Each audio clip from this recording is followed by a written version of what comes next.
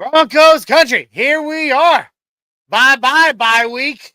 Hello, baby horses. It is so good to be back. It is so good knowing that this Sunday we're going to have some Broncos football. It's the final stretch of the season, guys, and we are on an absolute tear right now, down the stretch at full sprint, right for the finish line, which of course for us is the playoffs. We're this close. We are this close. And before I make any more horse racing jokes, this is the Nothing Rhymes with Orange and Blue podcast here on the Orange and Blue Network and on MHRT Network. Let's friggin' go.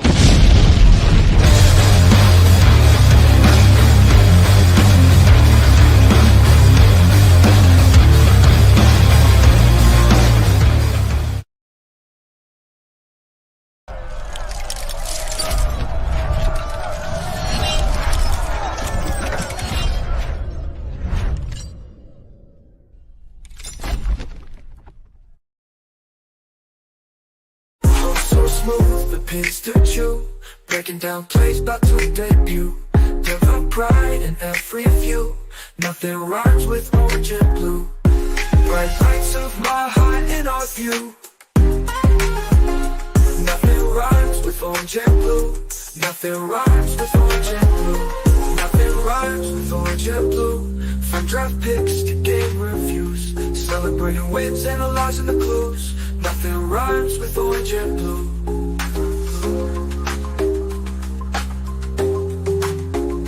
Nothing rhymes with orange and blue. No orange and blue. Nothing rhymes with Orange and Blue podcast. Oh, my bad, Jay. Hang on. Boom. And boom. Yeah, there baby, he is. yeah. Jay. What's up, Broncos Country? How you doing, Orange and Blue crew? And welcome to the post-bye week edition of Nothing Rhymes with Orange and Blue podcast here on Orange and Blue Network and on MHRT Network. I'm Johnny Baki, the Mile High Viking, and with me, as always, my cousin, my childhood best friend, and my co-host, Jay the Denver Dream, or Dreamweaver, whatever you want to call him. Jay Weaver, what's up, buddy? How you doing, cuz? Oh, hey. Doing well rested after the bye week. No football. Got to take in some championship college football. But man, it's good to get back at it for the final run of the NFL season here. So super excited. Dude, like I said in the intro, man. It's like, at the risk of making a horse joke, going with horse races here. We've turned the corner. All right, we're in the final stretch, and the Broncos are sprinting down the final stretch right for the finish line right now. And right now, that finish line is well in sight. No, it is. I mean, isn't it nice? Once again, like I know that last year we were still in it on the Christmas Eve game. Was it Christmas Eve or Christmas? You were at there. It was Christmas. You were at it was Christmas Eve. I was there at that game. That's when dropped. we were in it. But I mean, I think at that time our chances of making the playoffs were like 5%. Yeah. Like what, we were facing elimination. We knew it, and it didn't work out for us at all. But like, we're in it this year. We're in the driver's seat, and we have on the horizon meaningful football in the month of December. Yeah. And that's a welcome thing. Meaningful football in the month of December, and very likely January. Yeah. I mean, when's the last time, Jay, I'm a January baby. I'm a Capricorn, okay? When's the last time that I could say that my team was still in it on my birthday? I was in my mid-20s. 9 years ago. I was in my mid-20s then, okay? Like, I was actually hanging out with this guy, Michael Yost, right here, back in 2015 in my garage watching Broncos games in Clarksville, Tennessee. It's been a long-ass time. And finally, we're back, baby. We're back. And I mean, I have digested so much national media on the Broncos this week. I mean, my YouTube algorithm has to look insane just from national media shows, from everybody from Dan Orlovsky to Mark Schlereth to Chase Daniel and just on and on and on. The media guys, talking about the Broncos this week. I have digested all of it in the past week and a half, and all of them are suddenly like, one of my favorites was oh gosh, I can't remember the name of the show off the top of my head. It's the one that Michael Irvin is on. Fox Sports. Yeah, it's on Fox Sports, but I can't remember the name of the show. Anyway, but they were asking should we be worried about should other teams be worried about the Broncos in the postseason? And Michael Irvin, which by the way has never in his entire broadcasting career been a very big proponent for the Denver Broncos. Never. No. All that said, my mad respect to Michael Irvin. He was a hell of a player. He's a great actor too, by the way. But he's never been a big proponent of the Broncos, but he was sitting there gushing, and he's like, yeah, teams should be worried about the Denver Broncos in the postseason. I mean, we got the makeup. This is the makeup of the team, is to be successful in cold weather, end of the year type of close football games. So, I mean, we are set up. I know that everybody always falls on, but you have a rookie quarterback. And that's opposite of what the end of the year games that matter pressure. But yeah, our rookie quarterback is among the best quarterbacks in the league right now. Yeah, it's not a normal rookie quarterback. Not even just out of rookies, out of quarterbacks. Like all quarterbacks, all NFL quarterbacks. He's considered top tier right now in terms of his production, his stats, everything. We have a rookie quarterback. You know what? Quit beating that drum, because he's proving you wrong every week. Quit beating that buck and Bronco. We're not a dead horse. Right. Let's go.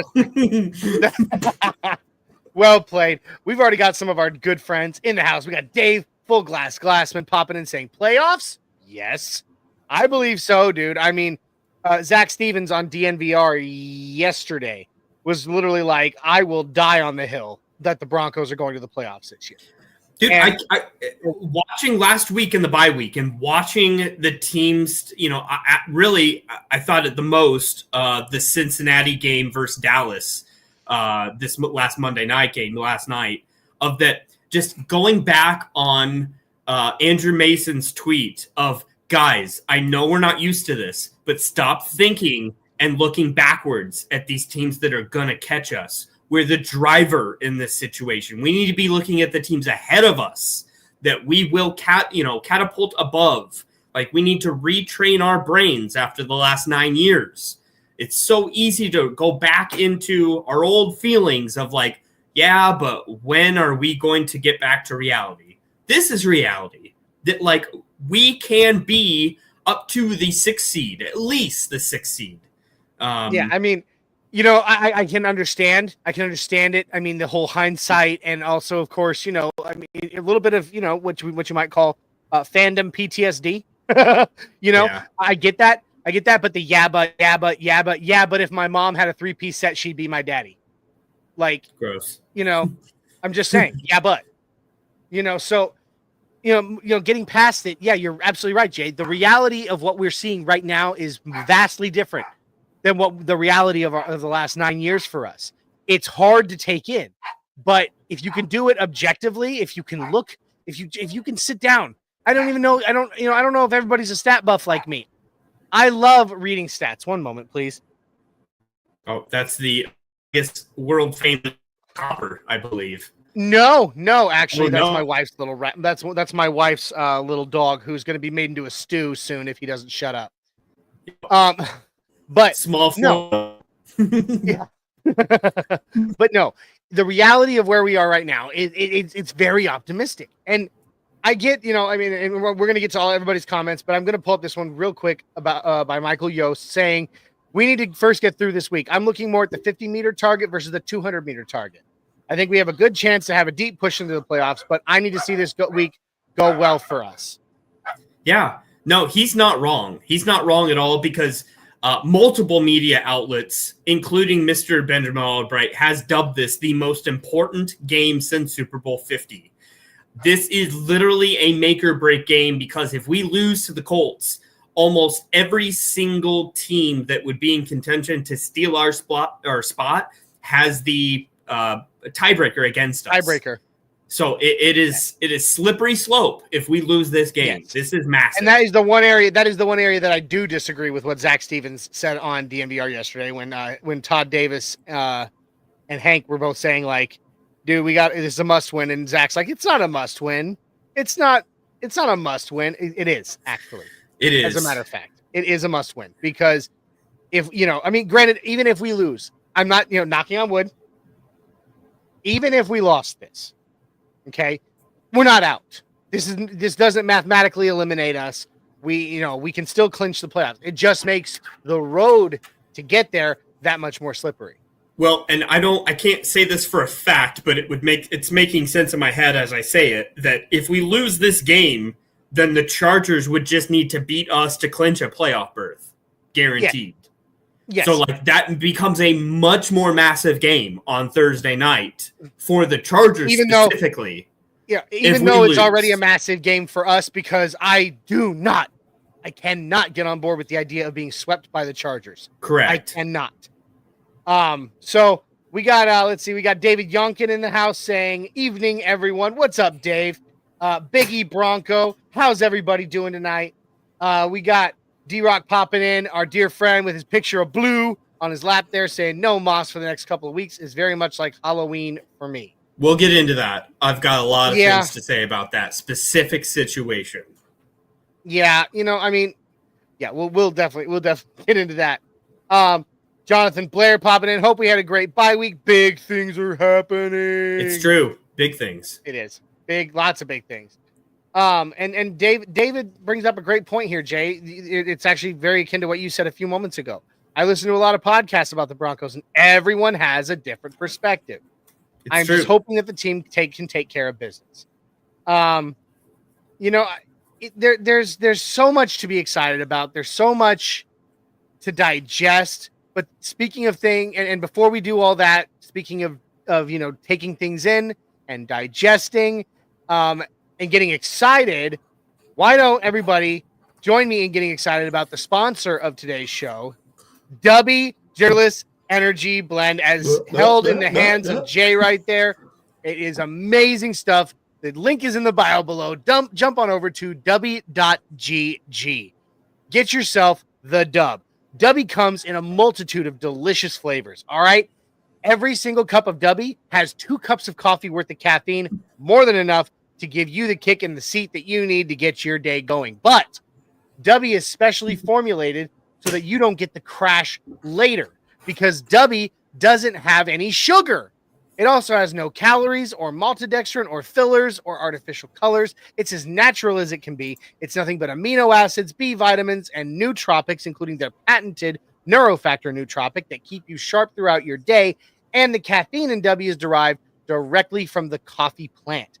It is very natural. It is very delicious. It will get you going, and it will keep you going throughout your day without the jitters or the crash later.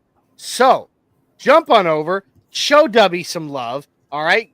Get yourself the dub by punching in code NRWOB10. NRWOB10 will get you 10% off your order at checkout. Guys, that's how you get yourself the dub, just like the Broncos going to get their dub this weekend. So, all right, it's time to, as we said it, let's talk, let's digest. The Broncos right now are on a 3-game win streak.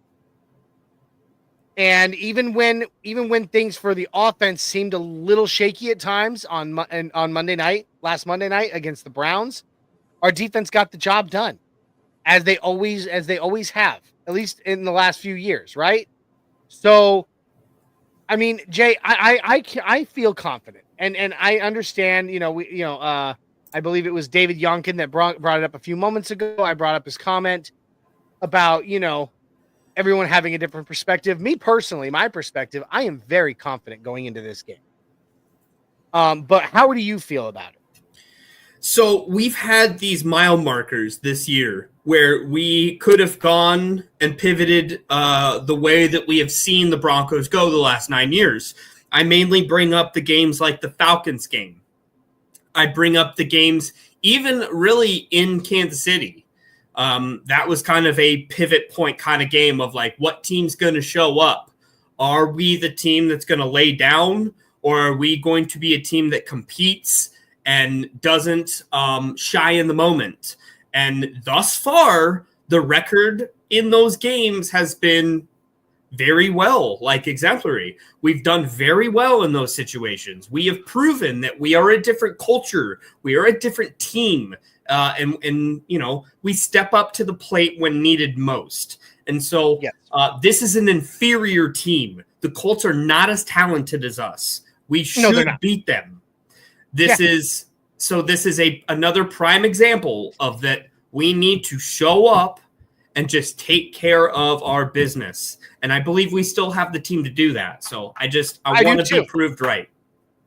I absolutely, I couldn't have said it better myself. You know, like, the thing is, you know, I've been up to Indianapolis this year. I went up there for a conference, and unfortunately, I didn't get to get to attend any football game or anything while I was there. But Anthony Richardson is everywhere up there, everywhere. Oh, yeah. I mean, his face is literally, there is the hotel I stayed in downtown. It was sorry, Jay. It was a Marriott Bonvoy hotel, which, by the way, blasphemy. After that I'm telling you right now, that experience, I'll never, ever, ever stay with that chain again. So there you go. Free plug for my company, IHG all the way. IHG forever, buddy. But and honestly, the only reason that I stayed there was because that's where the conference was. Sure. But next time there's a conference, if it's in a Marriott Bonvoy location, I promise you, I'm staying at a Motel 6 down the road and coming in every day. Just a random plug for Indianapolis, St. Elmo Steakhouse, top notch. Yeah, it was right there. That was right there next to my hotel. It's the bee's knees. I did not get to actually partake, but I saw it. But anyway. But Anthony Richardson is everywhere up there. Like, they're already worshiping the guy. And I'm sitting here going, why? What has he done? He has accomplished nothing.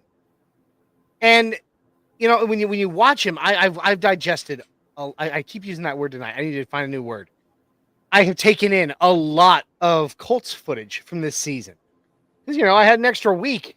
There was I had a lot more time to do stuff this week. And so I watched a lot of Colts stuff, and the one thing I could see is, one, he does not have a high football IQ. No, like, the dude does not read defense as well. Which by the way, you know, we saw what Jameis Winston did against us. He was chewing up our zone defense. He was slaughtering us. Anthony Richardson, that will not be the case. You know, and he's got legs. He's got legs. So, I mean, if you let him break contain and he gets out, he can move, but he's also still not the best at that. He's not Bo Nix at escaping. I'll tell you that much. And the only other real thing I've noticed about him is he's got a very nice long ball when he does, you know, manage it.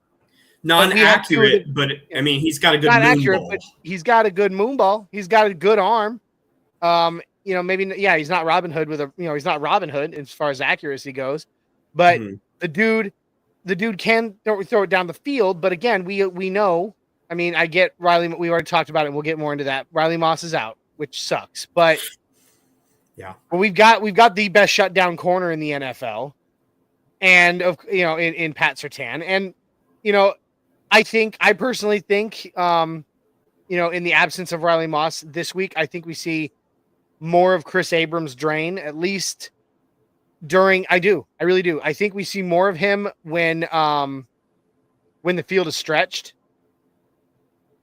I could see them, you know, putting Levi Wallace in more for his experience in the red zone, when you don't need to have to be trying to keep up with dudes in full sprint. You know what I mean? Sure. I can see that. So that, you know, I don't know. I really do think that we can get this done. And I'm really excited about it. Okay. I can see that. So, I mean, yes, it has the potential to be a trap game. But then again, We have said that about every single game that we should and are supposed to win all season long. And honestly, the Broncos have gotten it done against those teams. Yeah. Want to bring up a couple other commenters in the chat. Please here. do, my friend. We got Rodney Garcia in the chat. Good Rodney. evening, guys. Good Broncos evening. Country. Appreciate you, Rodney, coming in. We got Bonkers Broncos in here saying Dolphins going to freeze out. And again, they're a quintessential team that is not built for this time of year. They prove it year on, year out. Every single year they come, they're not a team Do built they have to travel? No. Yeah. For the cold. We are. Let's be honest. Look at the where they practice. Look at what the San Francisco 49ers did against Buffalo. Okay? They even like honestly, if it had been early in the season, if it had been, September or even early October, and the San Francisco 49ers had taken on the Buffalo Bills in Buffalo, it'd have been fine. That game would not have been in nearly the blowout that it was. However, they practice in California where it's nice and warm. Now, granted, it gets a little nippy up in Northern California, but it's not Buffalo in November cold. Sure. Or Buffalo in December cold. But you'll get these teams traveling to Cincinnati and Buffalo and Green Bay and even Denver, where it's cold. And they're not prepped for it. You can't be, because you have to. It takes days, medically speaking. I always do this. I always find some get a way to throw in some of my medical background, my medical knowledge. It takes the human body at least 4 to 5 days to acclimate to a climate. Okay, these teams usually get into the city 1 to 2 days before the game. Their bodies, do not ever have the time, especially when they're practicing in these warm environments, like the warmest environment in the NFL, Miami. They don't have any time to prepare their bodies for the onslaught in the cold and in the snow. It's just not. You're absolutely right, Jay. This time of year, there are definitely teams that struggle because of it. I mean, and they say the same thing about elevation. And trying to get in early to kind of adapt to that same environment. And speaking of elevation, we also got our boy, a 6'10" Mexican in the house, Adon Diaz. What up, dude? Mile high salute. Appreciate you being here as always. And then we got Ernie Mays. I believe Mays is how you say it. Mayaz, maybe. It's Mays, or at least I've always said Mays. Okay. Ernie, I've seen Ernie around for a long time, but I think this might be the first time I've seen Ernie on our show.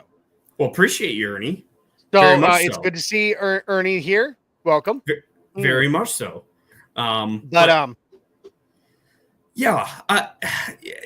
weather's going to be a factor in this season. In the seasonality that we are. I know that we'll talk about matchups and what to look for as far as seeding and where we want to play. I will say the biggest takeaway that I took from this last weekend of the bye was thank God for the LA Rams taking care of business, beating the Buffalo Bills. And the only reason I say that is because that solidifies Kansas City pretty much as going to be the number 1 seed.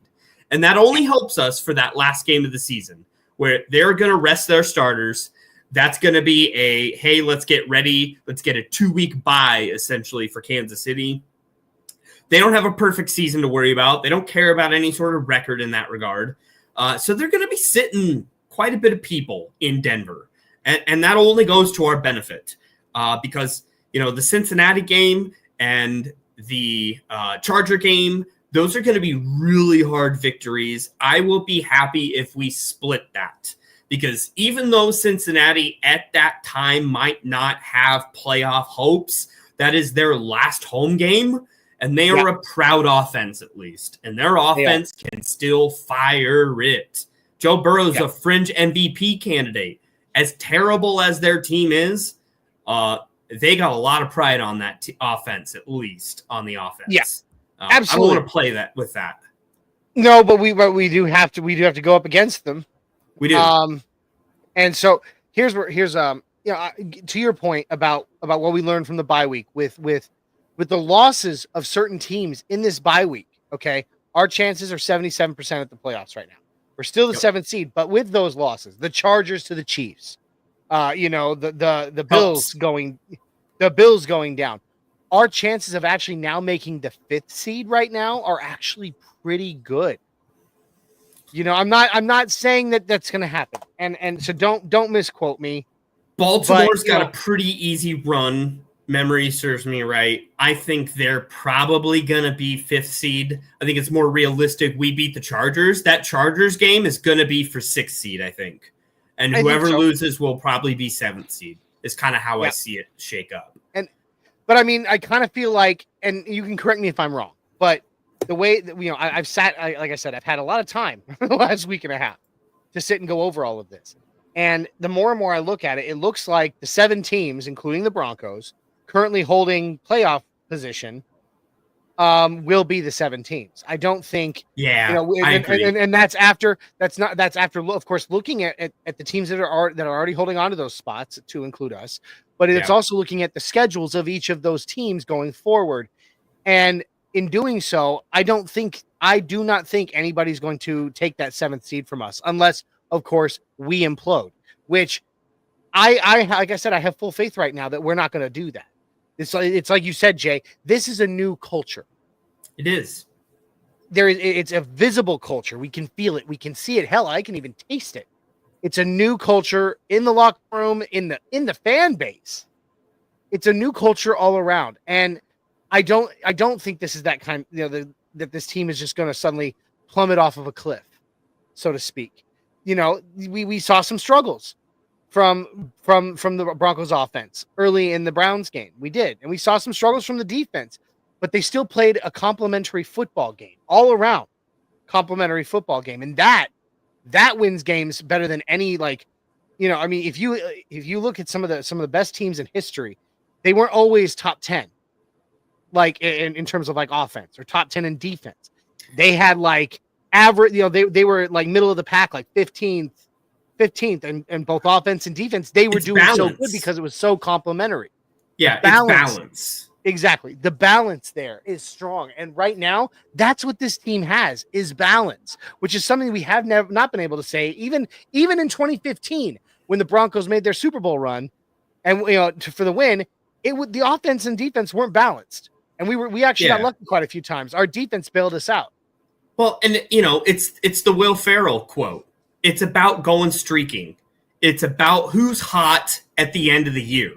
And I can't say that there's a hotter team than us, really, in the grand scheme of life, because we got our asses kicked, versus Baltimore.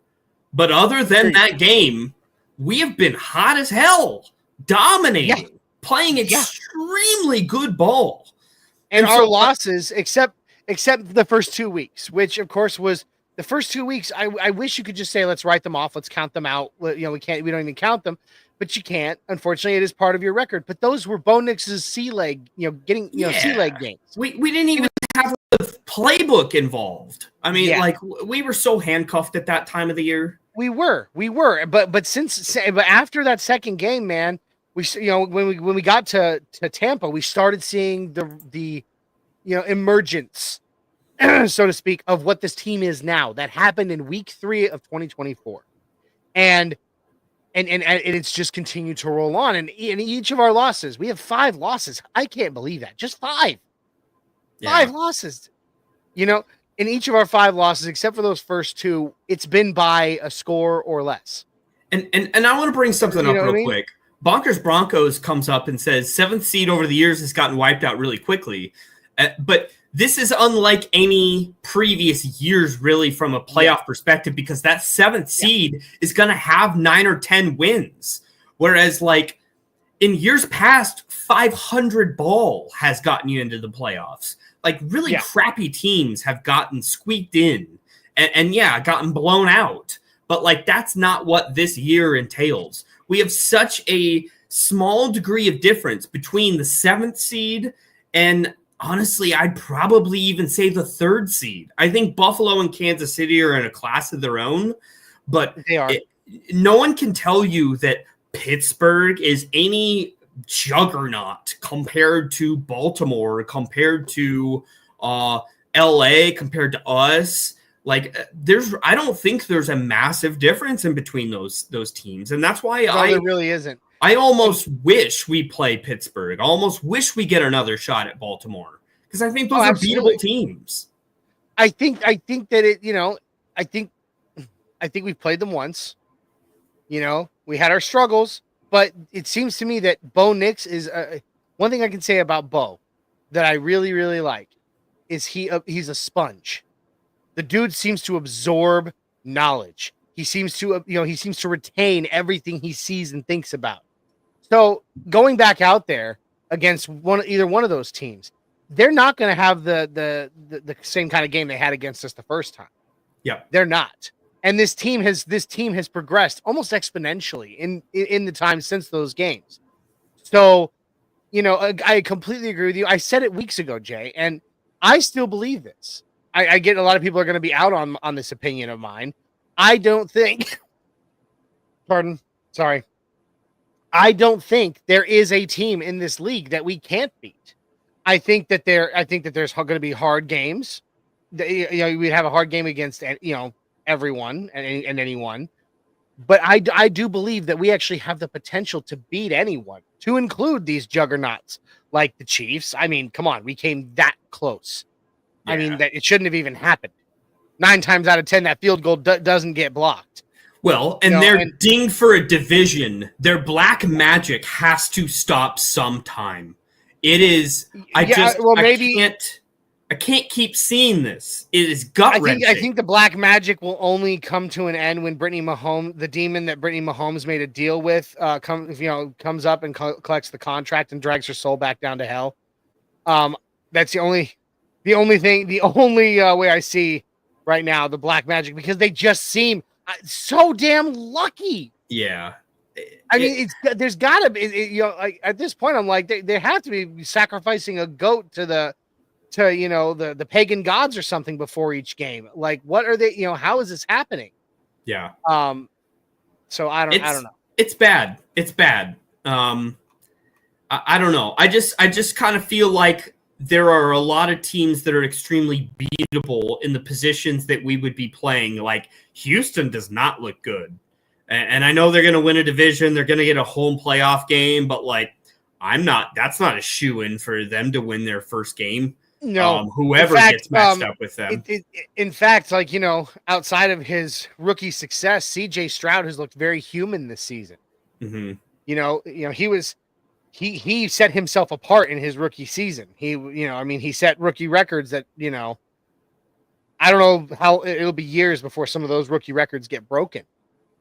But, but now in his second season, we're seeing a human version, Hercules has been knocked back down to earth. You're not a god, you're a demigod. You know what I mean? Like, and so I don't know. I do not foresee the Texans being that big of a threat. In fact, I think if we took on the Texans right now, we would not maybe necessarily destroy them, but we'd win. Yeah. And I stand corrected. Big E throws up the remaining schedule for Baltimore. I thought they had a far easier path than this. They got the Giants, which that's a dub for them. But Steelers, Texans, and Browns, as we can attest, is a sneaky team that could knock anyone off, I think, at any point. They're a nuisance. They are. And I think Baltimore-Houston would be a pretty close game. And no one is going to convince me that Russell Wilson is set up for long-term success. I believe it when I see it. I would love to see that first-round matchup. I mean, he's having success right now. And you can't deny that. He is. But, there's got to be a breaking point for him. We all have seen it. We've seen success out of him. We saw the, 5-game win streak last year? 5-game win streak right here in Denver, yeah.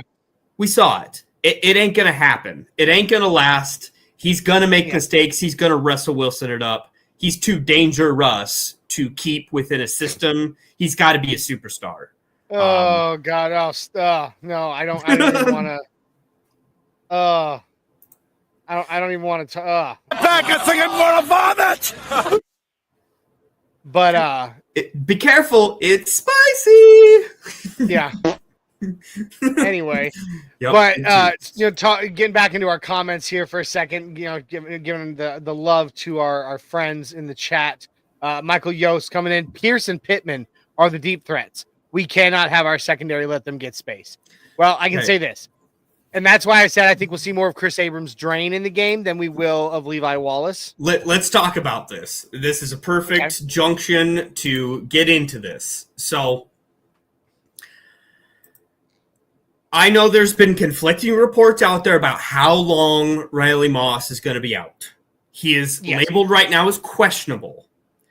It is widely accepted he is not going to be available for the Colts game, but it, I think, is fringe as to will he be back on a short week against the Chargers. I saw, Benjamin Albright sent out that he wasn't going to be ready for until the Cincinnati game at a bare minimum.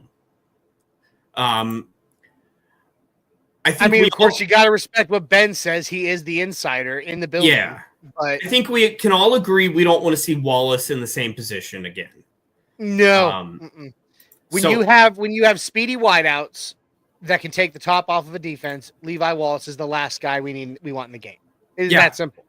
100%. He's the guy's a vet and he's got a lot of experience. And I'll say this, okay? We didn't get to see a whole lot of it. We saw some of it, but his red zone game is fantastic. His experience and his knowledge in the red zone is great. It's when you haven't, like I said earlier in the show, it's like, when you have that extended field, that length, because he's old and everything. He's old, and he can't keep up with these young bucks. Yep. That's why I said I think we'll see a lot more CAD in the game this week. Chris Abrams drain, MIZZOU baby. We saw him shut down Jerry Jeudy over multiple plays that once he finally got on the field. And that's a speedy dude. That means that's a speedy dude. That's why I really believe we'll see more of him. And, I appreciate that take, Johnny. I really do. And I think from all of the perspectives from media sources that I have seen in the past week, or I guess really since in the last, say, 3 days since the Riley Moss news has kind of become more clear, that's probably been the predominant opinion. But I will say there is something to be said.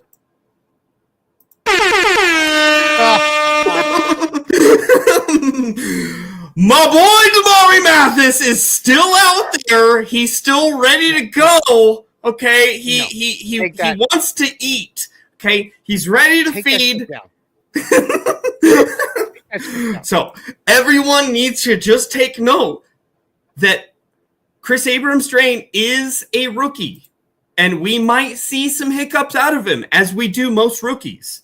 So I just, at the end of the day, I want that to be clear that we do have a veteran Damari Mathis that does have better wheels than Levi Wallace that is out there that wants to have some opportunity. I'm sure. Who has had a lot of opportunity recently? No, but history is there for a reason. Yeah, okay? I'm just saying, what? I don't know. You got to throw him in the game in history. You got to redeem yourself. Let the guy bed or totally shit the bed as he has time. Yeah, but we've already seen Levi Wallace shit the bed. Give another guy a chance. You know who hasn't yet? Chris Abrams Drain. Yeah. Anyway, I understand. I understand. Yeah. Now we got let's see, David Youngkin coming in. I don't see Bo getting Rookie of the Year, but I just want him to finish strong. He's still in the talks, man. It's still very possible. Jalen Daniels played out of his mind last week, and if he keeps stacking that, where I want to see he had 5 touchdowns total,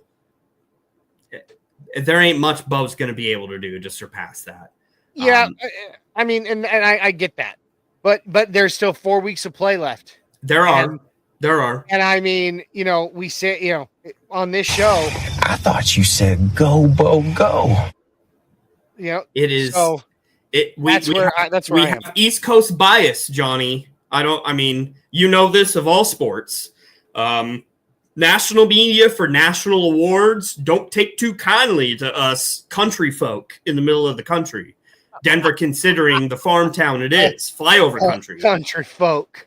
I don't know how you consider Denver flyover country. Colorado is not a flyover state. See, but you say that, but to the perspective of coast people from California or on the East Coast, it absolutely is. And we see that every single year in Pro Bowl voting. We see that every year in any sort of popular vote that is out there. Side note, that's the only reason Travis Hunter is going to win Heisman is because he's put up against a Boise State player.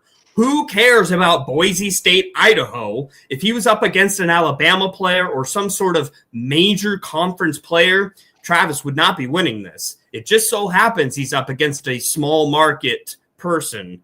That's the only reason that's going to be a landslide. That's actually an excellent point, and one I hadn't even really thought of.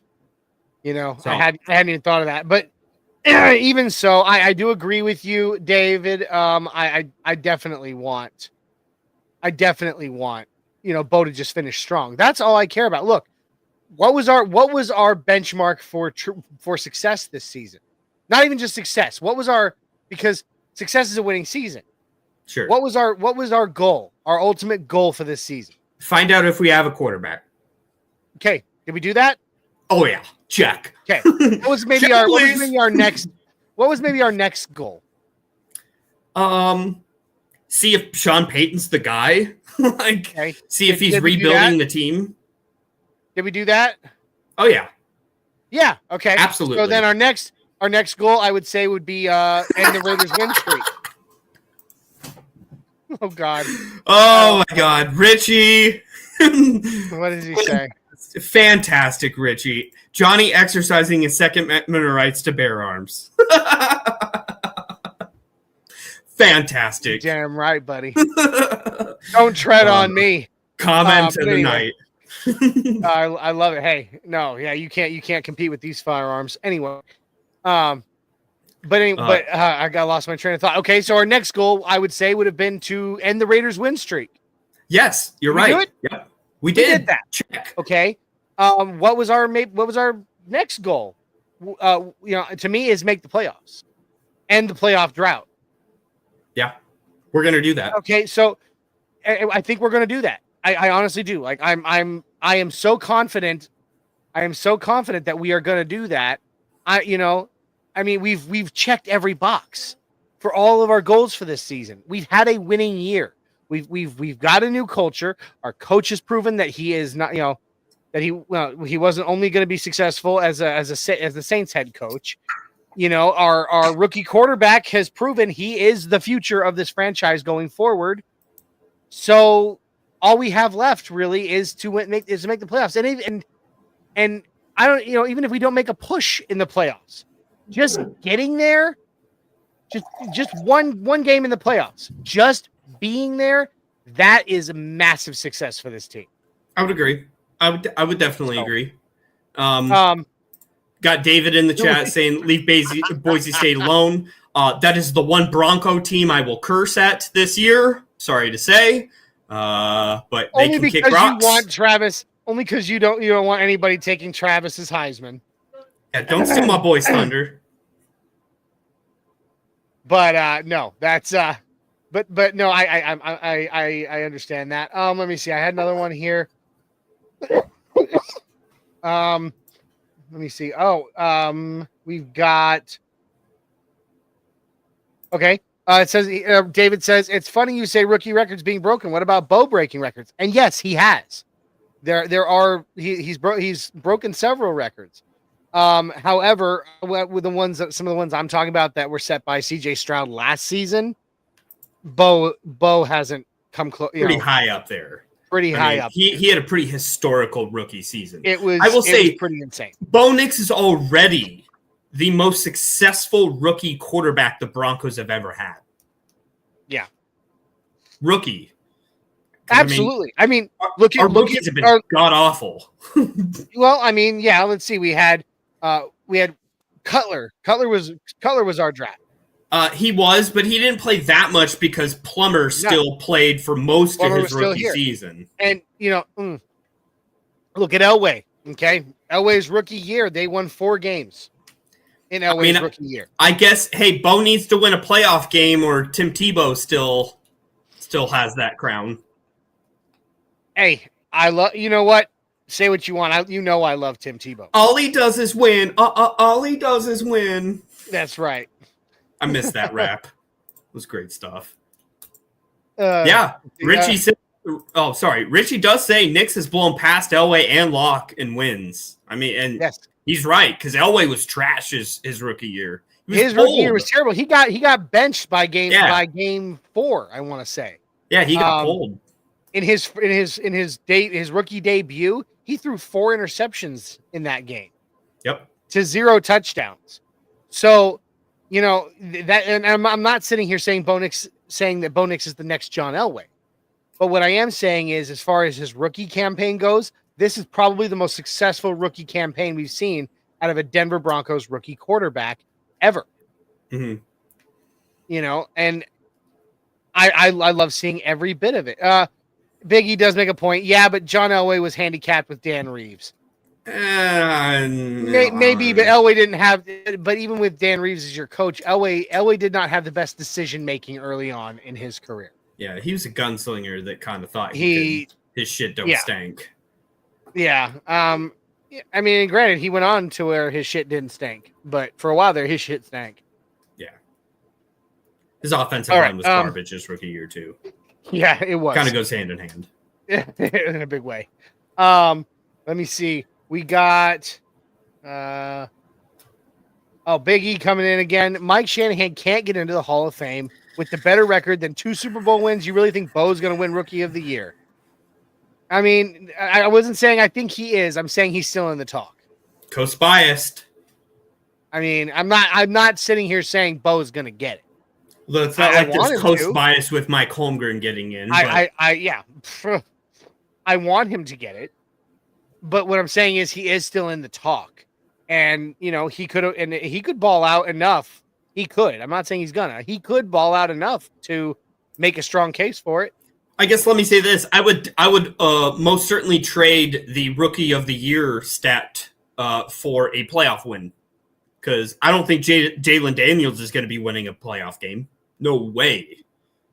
So probably not. I mean, look at who's going to have to face off against. Jared Goff or Vikings. Yeah, or I mean, Sam. Give it to the Vikings, man. Yeah, Philly. I mean, Philly. I thought they were dead. I thought they were dead at the beginning of this season, and they've really turned their season around. They got a lot of drama. AJ Brown and Jalen Hurts and all that crap. I do want to talk to you a little bit about our running backs, our running back room, because one thing that needs to happen in this game. I mean, granted, the Colts have a god awful defense. They do not have a good defense. They do. I mean, I don't have my phone died, so I'm not going to sit here and pull up the stats. I wish I could just pull up PFF right now and tell you what they're ranked defensively right now. But I can tell you they don't have a good one. And we got to see Jaleel McLaughlin take off last week. He's a little speed demon, man. Kind of akin to Phillip Lindsay for me. I really like what I've been seeing from him. Javonte Williams, on the other hand, I'm so done with the Javonte Williams experiment. And I don't think he's a Bronco next year, but what do you think, Jay?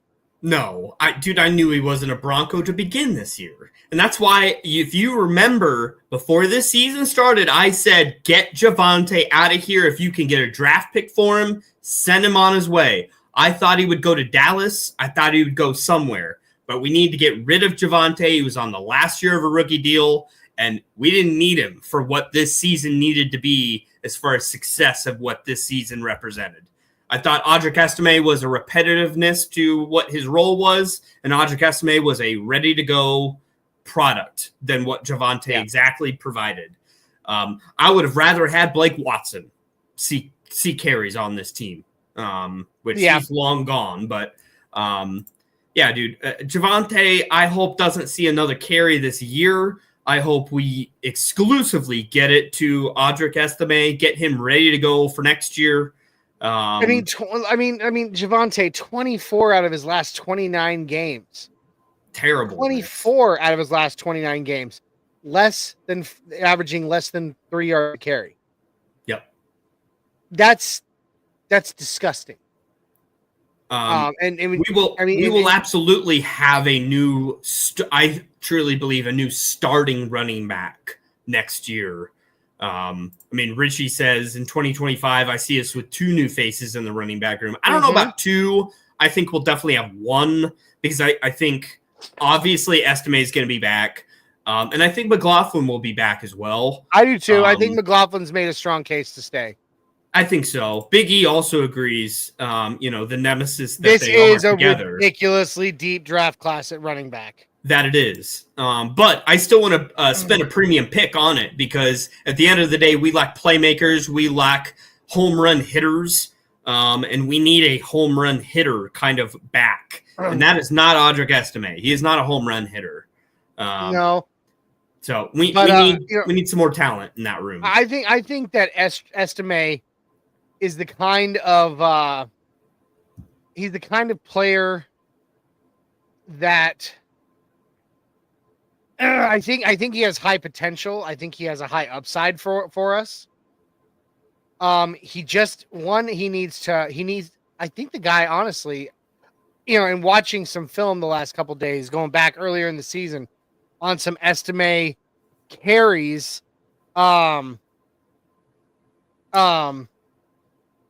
he lacks a lot of confidence.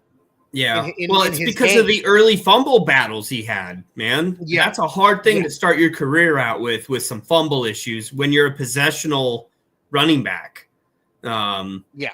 David says, what do you think about Scatabo? And I'm not a huge fan of him. I think he's kind of a, dustpan. He's the flavor of the day right now. He didn't have long-term college football success. He's had really, short-term success right now. My guy is more of Ollie Gordon out of Oklahoma State, or I like Johnson out of Iowa. Those are my 2 guys from a running back standpoint. But we'll get into, draft class, players of position moving forward. But it'll be a position we address. Okay. So I don't know if you know this, Jay. I'm actually about to complete my enrollment to Arizona State University online, but still. I think it's finally time I finish getting a degree. I can't let you outpace me forever. Remember, C's get degrees. Right. And I'm actually going to be getting it's going to be a bachelor's. I'm going to be getting my bachelor's in your field in business. But honestly, it's truly just so that I can promote at my current company. They, your promotion options are very limited. You ain't got that piece of paper.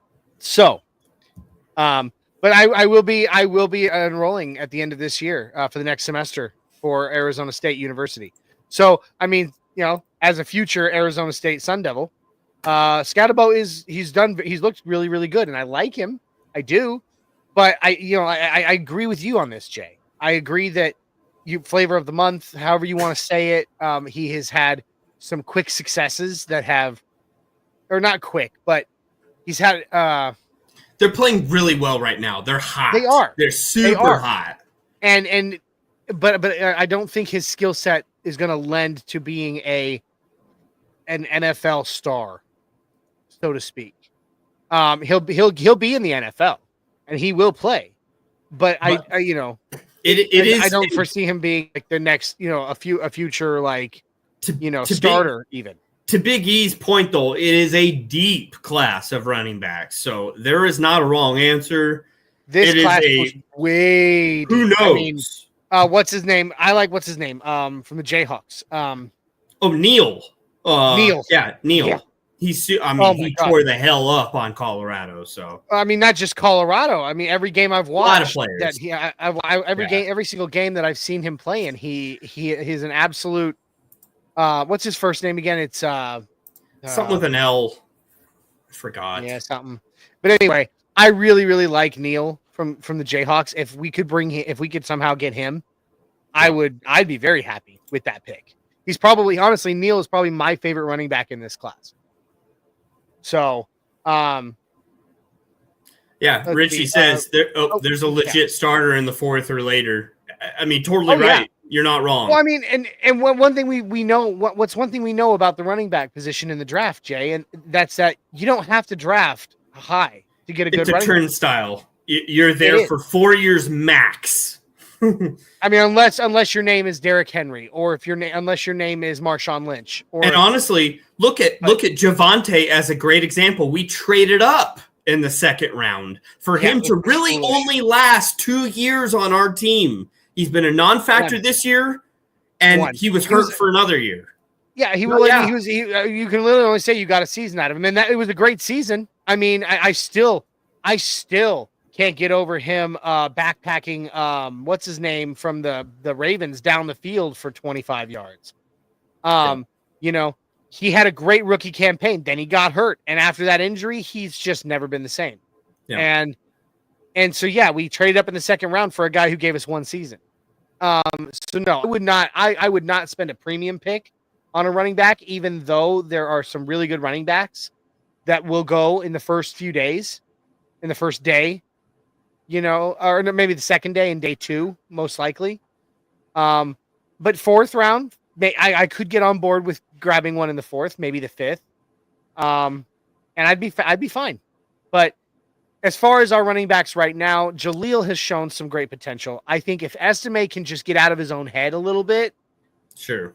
I mean, granted, we've seen that he's begun, when he has gotten touches, to protect the ball better. We've seen that. Now it's just a matter of, dude, get out of your own head and just do what you're good at. Yep. Stop being scared to fumble and just combine the two. Combine your natural skill set with your newfound ball security. And we'll be good to go. And we saw him vault. What's his name? A few weeks back. That was a really amazing play out of a rookie. So I mean, I think Estime has high upside. He's just got to get out of his own head. Mm-hmm. So, Big E saying everybody's got to remember Javonte Williams' injury is a 3-year process. Gross. I don't want to hear that. That's the Nah, shelf man. life of an average career. Yeah, for a running back, yeah. I mean, it. Mm-mm. Not for a guy that's supposed to carry defenders on his back as a living. Like, that was his skill set. Who was? I Yeah. mean, you remember his rookie season, Kyle Brandt, who, half the time Kyle Brandt's takes make me nauseous, but Kyle Brandt was gushing over Javonte Williams his rookie season. I mean, he got an angry run scepter for crying out loud as a rookie. Yeah. It was awesome. But now, I mean, thanks for I'm going to go full on, Fallout Boy on this. Thanks for the memories. Because that's all we've got left from you. What? Why are you hating on my Fallout Boy reference? Listen, I'm not hating. I was listening to My Chemical Romance today, so touche. me and my sister were sitting here earlier singing Black Parade. Like, no kidding. Like, my niece walked out of her room and she had her hair hanging in front of her one eye, and both of us were like, "Well, I just got taken back to my emo years in high school." And then next thing I know, My Chemical Romance is playing and we're singing along with Black Parade. So, Don't tempt me with a good time. Oh yeah, right. But Okay, so Jay, what's a subject that you'd really like to hit on in regards to maybe anything honestly right now, this game against the Colts, or the season as a whole, or the season going forward? So I have hesitation about the Chargers game, and I don't like the short week that's going to be happening after what seemingly is being dubbed as the biggest game since Super Bowl 50. I think we're going to show up for this Colts game. I really think we will. But what I don't want to see is us getting into a trap situation of gearing up for this week only to fall short against the Chargers. Because all that's going to do is solidify us in that 7th seed to then go play in Buffalo for first round of the playoffs, which is the nightmare situation that could happen to us, in my opinion. I think no matter what, we're going to make the playoffs. That's not a question. Dude, All right. Nobody wants to play Buffalo, including Kansas City, obviously. No, Buffalo doesn't want to play Buffalo. But here's one thing I want to see. I don't know why. I'm not saying that it's my ideal situation. It's not.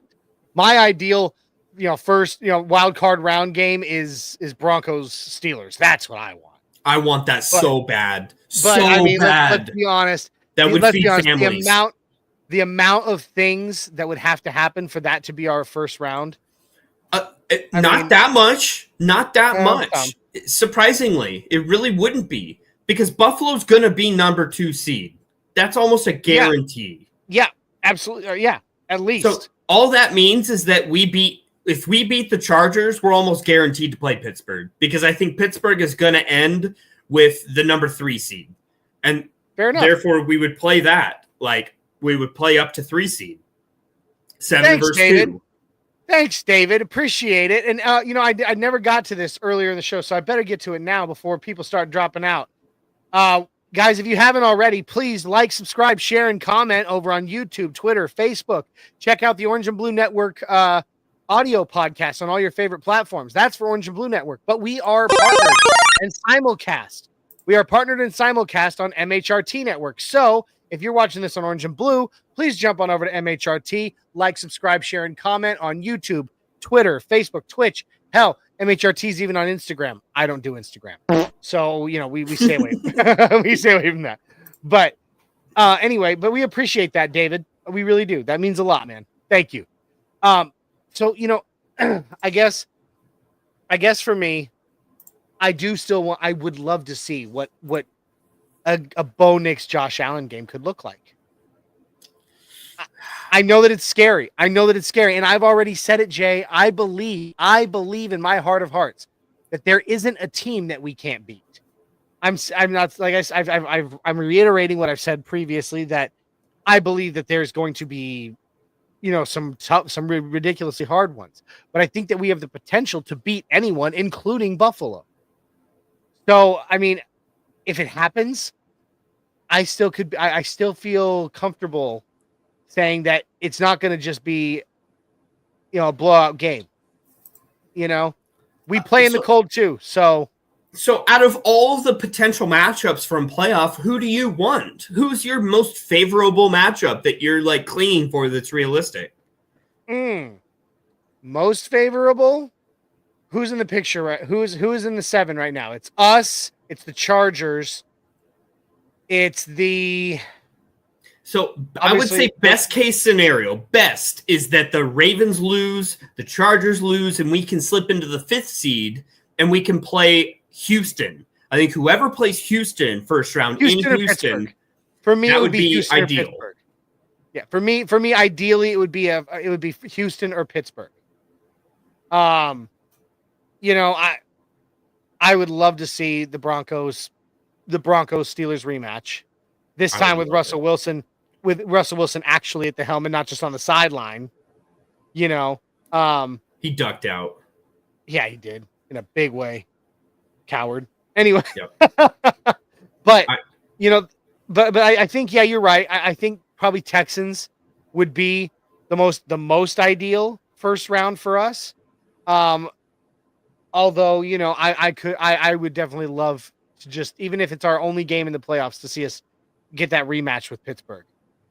Because, we got to stop them Steelers from, okay. So one of my buddies that I actually ran into for the first time in about a year, yesterday, he's a Pittsburgh fan, and he wanted to talk all this crap, and I'm like, you realize that was only the second game for my rookie quarterback, right? Who's now tearing this league apart? Are you serious right now, bro? Like freaking Dexter. Okay, like he's a monster with a scalpel. Okay, right now. So he was like, "Yeah, how about them Steelers, man? They tore up your Broncos." I was like, "You mean my second game rookie quarterback?" Yeah. Okay. Not a lot to hang your hat on there, bud. No, I'd love to get that. Just to shut them up. Let's see. Rich says Russ doesn't need to duck too far down to go missing. yeah, dude. I just the storylines of us paying him $30+ million this year for us to then beat him in the playoffs. I mean, I don't know how Sean Payton couldn't win Coach of the Year after that. Yeah. Big E says Pittsburgh's getting ready to go on a 4-game losing streak. I mean, they have an extremely hard schedule. Yeah, they have a rough one. I'm going to pull it up real quick. Yeah, Richie says Texans are the most favorable to him as well. I think, they're the softest opponent. Even if it's on the road in Houston, like that doesn't scare me. That's not going to be a cold weather environment, obviously, like going to Buffalo. No. Yeah, dude. I mean, oh my God, looking at this, at the final 4 games for the Steelers, it's the Eagles, then it's the Ravens, then it's the Chiefs, and then and that Chiefs game will be the last game for the Chiefs before they play us. And here's the thing: that final game for them, that's a divisional game for them, and the Is the that Bengals. Cincinnati? Yeah, it's Cincinnati, but it's at Pittsburgh. Cincinnati might not give 2 shits about that game by that time, but maybe not. know. But the point is, like that, those 3 weeks right there, this Eagles, Ravens, and Chiefs for them, that's gonna be tough, man. It will. It will. That's a tough schedule. That's a really tough schedule for them. What? Okay, let me ask you this, Jay. With 4 games left for us, with our remaining 4 games on this season, and not talking about trap games, whatever. Of the 4 games left, which one? And okay, completely eliminating playoff implications. Sure. Okay. Which of the 4 games are you most worried about for us? Like in terms of what win or lose? I think it's an easy one for me. I think it's by far in Cincinnati. I don't like that matchup. I don't like where it plays off of our schedule.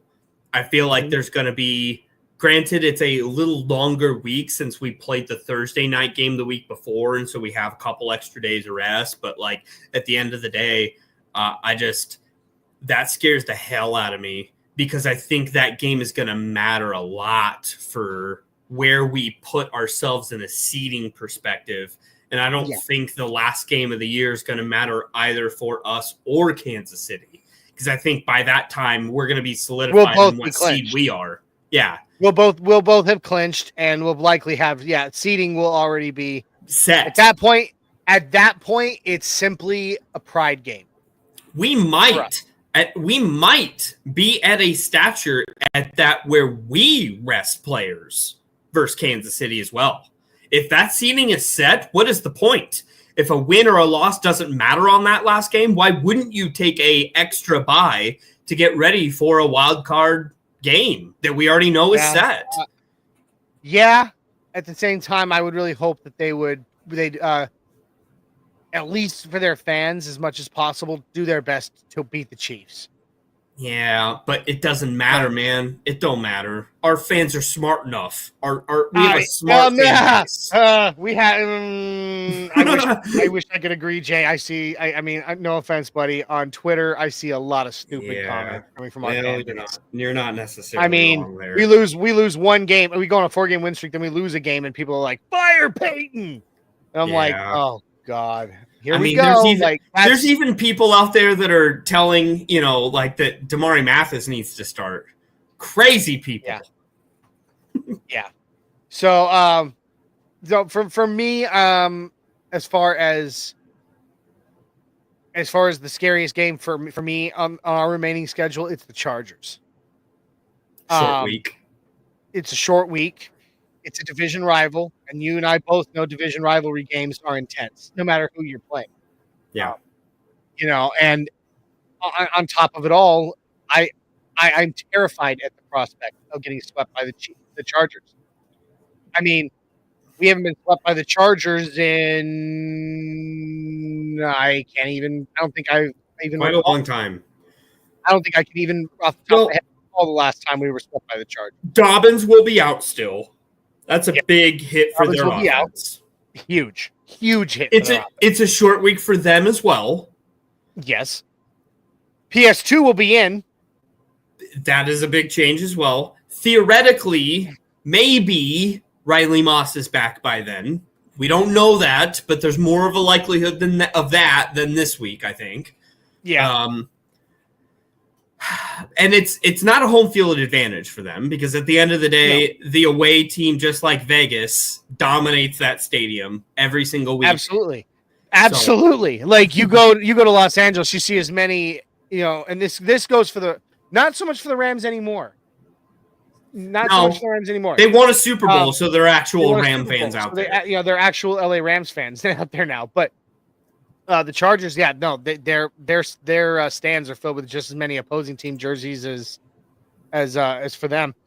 Rich says here, a divisional game is not a trap game. I'm not saying that it's a trap game, Rich. What I'm saying is divisional games, because of the familiarity with one another, how many games you face them, all that we see across the league, divisional games play different.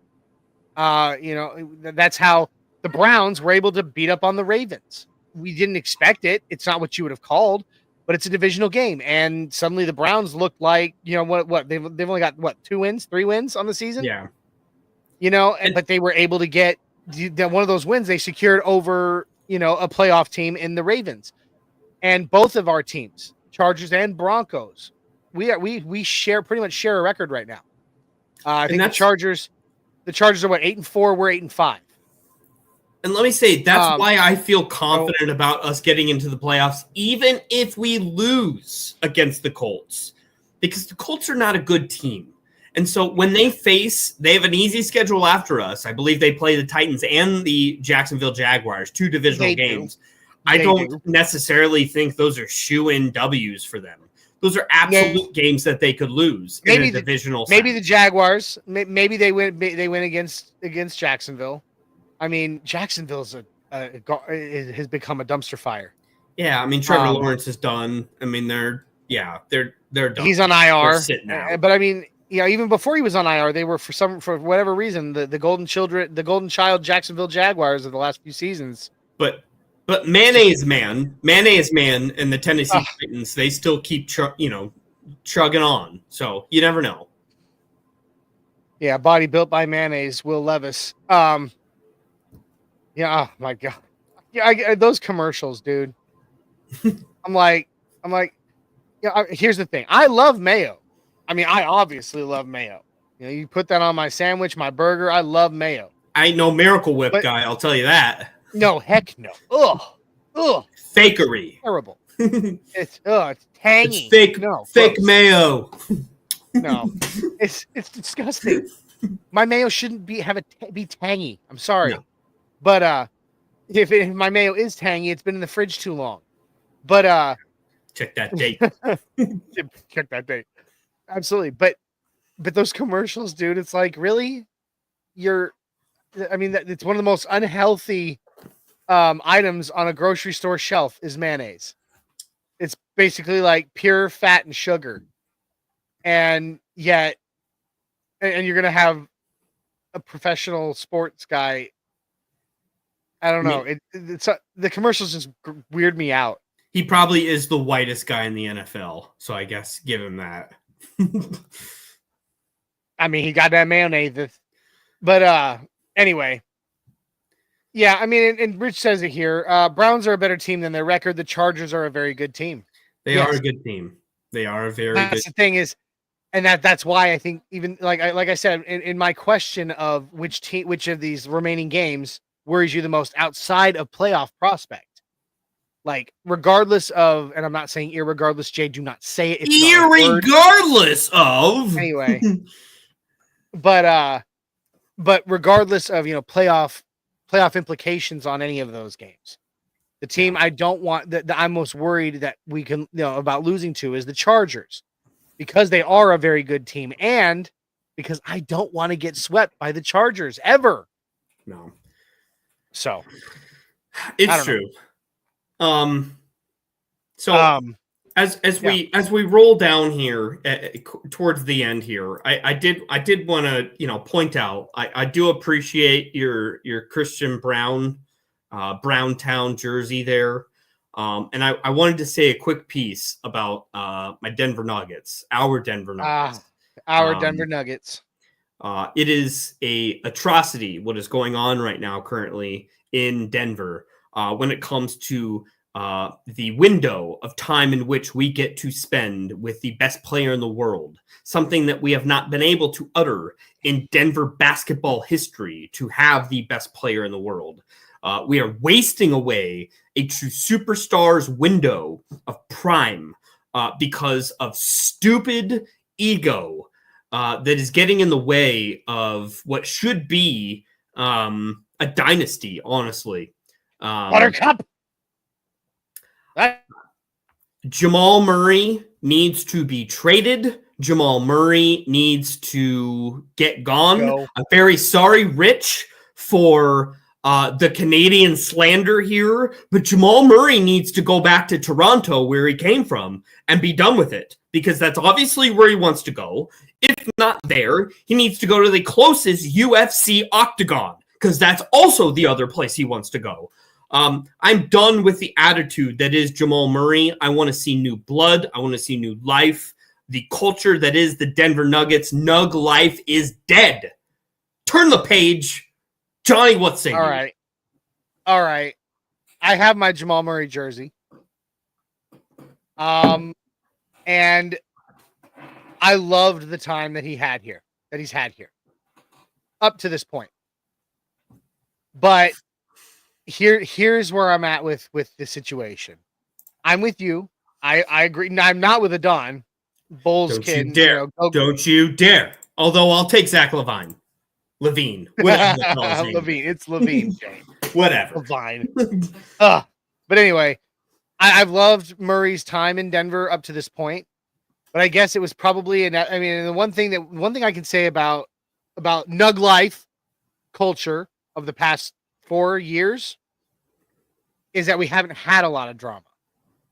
But I also suppose with the players on this team, as good as they are, it was inevitable that someone would eventually get to this point. Break away. And it's not like, here's the thing. Look at a LeBron James led team. There is drama on and off the court on those teams every year. From the first moment he's in their locker room to the end. Okay? Like, that's how that goes. And for the most part, Jokic and the type of culture that has been built around Jokic, because, I fully believe he is wholly responsible for the way that, the culture of this team. Absolutely. It starts and ends with him. It starts team. and ends with him. It is. And I honestly believe that, that he's maintained that longer than most superstars do. Okay? Look at other superstars. Jason Tatum. There's always drama there in that locker room. In the Celtics locker room. Look at Kawhi Leonard. There's always drama going around when he's on a team. And we've managed to go a good stretch without it. And I guess it was inevitable that it would happen eventually. Jamal Murray is a very talented point guard in the NBA. He is very talented. But I think that, now he's allowed that talent and notoriety and the New Balance commercials to go to his head. and I had to throw in the New Balance commercial thing. And now he believes that that he's more important, I think, than he is on this team right now. And so you're right. He got to go. It's time. I think we can find a good point guard to come in and fill that slot. I don't think it's Russell Westbrook long term. No. I mean, Westbrook is great defensively, but man, does he let us down so often offensively. He is terrific at what he does, but at his age, he is a stopgap. He is a guy that can provide great minutes off the bench, but he is not a player that's a 1B to Jokic's 1A. Yeah. I mean, you still have bona fide superstars in Aaron Gordon, in Michael Porter Jr., who we have long-term contracts signed, on both of them. Yeah. My boy right here, Christian Brown, has been up and coming. He's kind of put on a strong season so far. He's looking great as a starter, and I think that he's nowhere near his ceiling yet. So I mean, we're good there. I think let Jamal go, and we'll be and we can find the answer there. Unfortunately, what's going to happen, whether we want it or not, is that Jamal Murray now has an untradeable contract because of the max deal he just signed in the offseason, which, blame Calvin Booth all you want. You had to do it. Unfortunately, you had to take the risk because of his history. So what's going to happen, Johnny, mark my words, is your boy, Mizzou Tiger, MPJ, will be the fall guy. He will be traded. And it will be for some sort of player that is supposed to shake up the culture of the team. That is what will happen, because that is the only tradable contract that we have on this team, because it ain't going to be Aaron Gordon, and it ain't going to be obviously Jokic, and nobody's going to take on Jamal Murray's contract. For what Jamal Murray is currently putting out from a product standpoint of value to that contract, ain't no way. So we are very hamstrung, and I wanted to bring that up because it's a point of frustration for me as a Denver Nuggets fan. Nuggets are going in a very down trajectory situation as a trend for a team, whereas the Broncos are going up. I believe now with the goalie trades, the Avalanche are going up. Another great victory tonight versus the Pittsburgh Penguins. Hell yeah, let's go. The Moose, Mikko Rantanen with a hat trick. Let's go. His third of the year. So that all is on the path of positiveness. But the Denver Nuggets got to get their shit together. This is just a public service announcement on behalf of the fans out there. So, and on behalf of the Orange and Blue Network. Yeah. Got to get how about real quick, since we're talking Colorado sports, our Colorado sports, except for the Rockies, because we don't give a shit about the Rockies. Fuck them. Sorry. Beep. Dick Monfort, sell the team. Sell the team, please. Thank you. Yeah, for real. even if he does, I'm not a Rockies fan, and I won't be. But how about our Buffaloes? Getting their bowl game. Was it the Alamo Bowl? Yep. No. The biggest, yawn fest of getting matched up with BYU of all players. Yeah. We could have had Miami. We could have had LSU. We could have had Alabama. Some dynamic team to get matched up with, and we get paired with an in-conference team. A travesty to happen. But it's still a bowl game. It is. Which, we didn't have a bowl game last year. Yep. And we haven't had a bowl game in a while. So, go, well done, CU. And hey, go Buffs. You know what? By the time we speak again, Johnny, our next podcast, together at least, Travis will have won the Heisman. So shout out to Travis Hunter. When does that get announced? Saturday night. And he is a minus 3,000 as a favorite. Mm-hmm. So to the Giante or whatever the hell Boise Bronco fans that are out there that are going to disparage Travis's name, kick rocks, go back to Boise, eat your potatoes. Calm down, Jay. Jeez. Yeah. You're gonna insult people. You're gonna get canceled. I'm just kidding. Hashtag cancel culture. But I'm very optimistic. And by the way, this Sunday, game day, baby. All right. Don't forget, we have the Get Bucks Game Day show pregame 1 hour before game time. But this Sunday is another Orange and Blue Network Game Day Takeover Day. As myself, and I'm pretty sure Isaiah, but whoever else wants, if somebody else wants to do it, they're more than welcome from our Orange and Blue Network family. But we will also be hosting The Neighborhood, as well as, of course, that guy over there hosting the Buck Your Feelings post-game show right after the game. So it is a full 6 hours, 6 to 7 hours of Orange and Blue Network. This next Sunday, and I will be on all of them. I love doing I personally love doing these marathons. Like I love it, man. So it's going to be exciting. This has been a fun show. Broncos take on the Colts this Sunday. We're going to get them. We're going to get them. We're the grown-up Broncos. We're the grown-up horses. They're the baby horses. Okay? They can't outpace us. I've always thought that funny that there was two teams with horse mascots, and one of them is their mascot is an infant horse.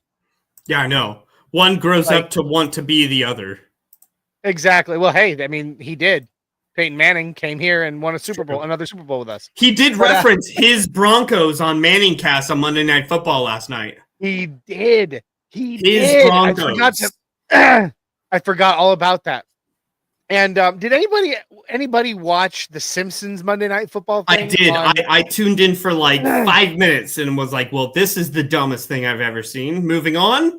I mean, literally, it was like, I think I kind of found it interesting that they were able to make it work the way they did for the players to move on, for those computer generated little players to be moving, in sync with the game. That was kind of, at least it's an interesting concept. Mm-hmm. But beyond that, no, I couldn't get on board. But yeah, Peyton Manning saying my Broncos in reference to a game between his two former teams. Yeah, like against the two teams. Like it'd be different if it was unrelated and he could separate them because he's towed the line. He's towed the line for many years, but he like directly gave us favoritism. Yeah, but okay, not on Manning Cast. But there have been several instances in previous years where he's appeared on like a talk show or something, and there's a neon sign behind him. And what's that neon sign of, Jay? Denver Broncos logo. Yep, it's not a Colts horseshoe. It's the Broncos horse head behind him. And he even though he has his home here in Tennessee, as well, he keeps his home in Denver, and he's in the facility all the time. And by the way, he retired. Yeah. His children have Denver Bronco jerseys. I've never seen them in a Colts jersey ever. And he retired as a Bronco. The Colts asked him, maybe, I don't know if everybody remembers this, when he announced after we won the Super Bowl and he announced he was retiring, the Colts contacted him and did what a lot of teams do with their star players of the past. They offered him a 1-day contract to come back, sign with them for 1 day, and retire as a Colt. And he said, kick rocks. Yeah. He said, no, I'm retiring as a Bronco. That's Jim Irsay's fault. Well, yeah. I mean, he didn't have any faith in him. And and obviously Peyton still had plenty left in the tank. Yep. He came to Denver, and then his second year in Denver, he broke all the rerecords. Jim Irsay was too busy doing drugs back behind. But the point, I do find that interesting, and it was a lot of fun to hear him, my Broncos. Absolutely. So, I love that. Well, anyway, guys, Colts this Sunday. Oh, excuse me. So going to be so good. I know it's only been 1 week removed, but man, have I missed some Broncos football on the field. I was itchy all weekend without getting, I couldn't scratch that itch. Yeah. So it's going to be good to see some Broncos back on the field against the Indianapolis Colts. A full Orange and Blue Network game day takeover as we host Get Buck Game Day show, the neighborhood the neighborhood watch party, and the Buck Your Feelings post game show. Don't forget to check out our other awesome shows here on Orange and Blue Network. Wednesday nights we have Broncos Talk with Adon Diaz. Ty, the fantasy guy, and now while Ty has been out for a while, and we'll see what the future holds, Bronco Libre will be joining Adon on Broncos Talk as the co-host. So we'll actually have an English show featuring those two hosts, and of course the Friday night show, Viva los Broncos, hosted by the same two guys, Adon Diaz, a 6'10" Mexican, and Bronco Libre. But that one, of course, is entirely in Spanish. So if you have Spanish-speaking friends, family, coworkers, whoever that are Broncos fans, let them know there is now a fan-led Spanish, entirely in Espanol, Broncos podcast. Guys, this has been a great show. It's been a lot of fun interacting with all of you in the comments. Thank you for joining us. I'm Johnny Baki, the Mile High Viking. My co-host. Oh, yes, Jay. 1 second, just 1 second, just before we sign out. Oh no, that smile! I know that I've known that smile my whole life. Don't do it. I just want to make sure everybody understands. This Sunday is a Damari Mathis wake-up call. Let's go. It's coming. It's coming. So just plug in that guy once more. You know that you still, you still get the exact same up to no good smile that you got when we were kids and we were up to no good. Like no kidding. Like you get this little hold on, this little grin you got going, and you've done that all of our lives. Anyway, guys, I'm Johnny the Mile High Viking Baki. That guy over there is Jay, the Dream Weaver. We love you guys, and we cannot wait for this Sunday. Make sure you tune in, and we're gonna leave you with a big Broncos or Mile High salute. Go Broncos! We're out of here tonight. Good night, guys. Orange and blue, we're here for you. Talking Broncos all day through. No stopping us, we're on the loose. Come join the crew, no bad news. Podcast vibes so fresh and true. Nothing rhymes with orange and blue. Catching up on all that we knew. Replay, let the episodes accrue. Nothing rhymes with